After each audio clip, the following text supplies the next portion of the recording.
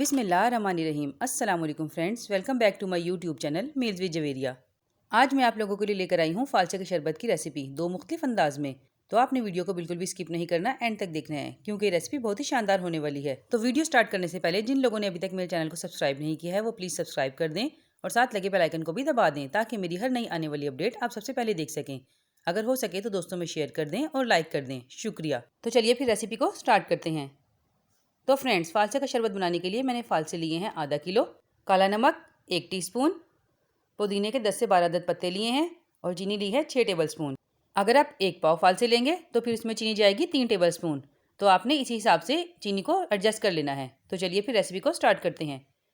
ये मैंने अपना ग्राइंडर का जग ले लिया है और मैं इसमें हाफ नमक ऐड करूँगी क्योंकि मेरा जग छोटा है और इसमें सारा जूस नहीं तैयार हो सकता। चीनी भी हाफ ऐड कर दूँगी। ये चीनी और फालसे की मेरी अपनी मेजरमेंट है, आप चाहें तो अपने हिसाब से चीनी को कम या ज़्यादा भी कर सकते हैं, कोई मसला नहीं है। अब ये पुदीने के पत्ते मैंने इसमें ऐड कर दिए हैं और साथ ही अब मैं इसमें ऐड करूंगी फालसे। फालसों को मैंने धोकर अच्छे तरीके से साफ कर लिया है। अब इसमें मैं ऐड करूंगी पानी।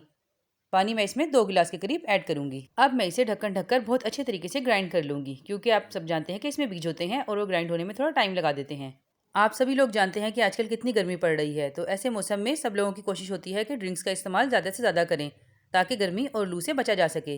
तो व्यूअर्स, ये देखिए हमारा शरबत कितने अच्छे तरीके से ग्राइंड हो गया है। अब हम इसे स्ट्रेनर की मदद से स्ट्रेन कर लेंगे। इसे स्ट्रेन करना बहुत ज़रूरी है ताकि इसमें जो थोड़े थोड़े पार्टिकल्स रह गए हैं बीजों के वो सब निकल जाएं।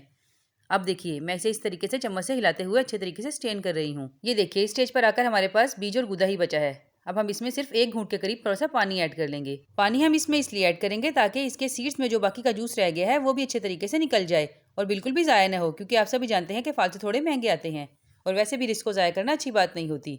तो ये देखिए फ्रेंड्स, मैंने इसे कितने अच्छे तरीके से इस तरीके से प्रेस करते हुए सारा जूस इसमें से निकाल लिया है।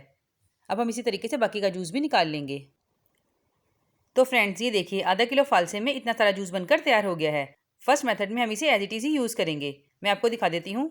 हम ये सर्विंग ग्लास ले लेंगे और इसमें सबसे पहले हम ऐड करेंगे बर्फ़ ताकि ये बहुत ठंडा हो जाए क्योंकि इसका मज़ा ठंडे से ही आता है। अब मैं इसमें जूस ऐड कर दूंगी। ये जितना चिल होगा उतना ही मज़ेदार लगेगा। हमने इसमें और कुछ भी ऐड नहीं करना क्योंकि फालसे के शरबत में खुद ही इतना टेस्ट होता है कि इसमें कुछ ऐड करने की ज़रूरत नहीं होती। अब हम इसे ऐसे ही सर्व कर देंगे। अब मैं आपको दिखाती हूँ इसको सर्व करने का दूसरा मेथड। तो फ्रेंड्स, सबसे पहले मैं सर्विंग ग्लास ले लूँगी और मैं इसमें जामेश्री ऐड करूँगी। जामेश्री मैंने तकरीबन 2 टेबलस्पून लिया है। अब मैं इसमें बर्फ़ ऐड कर दूँगी और मैं इसमें ये अपना फालसे का बनाया हुआ जूस ऐड कर दूँगी।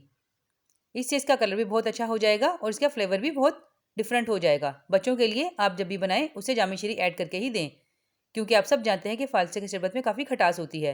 ये देखिए मैंने इसे अच्छे तरीके से मिक्स कर लिया है और आप देखिए इसका कलर कितना खूबसूरत हो गया है।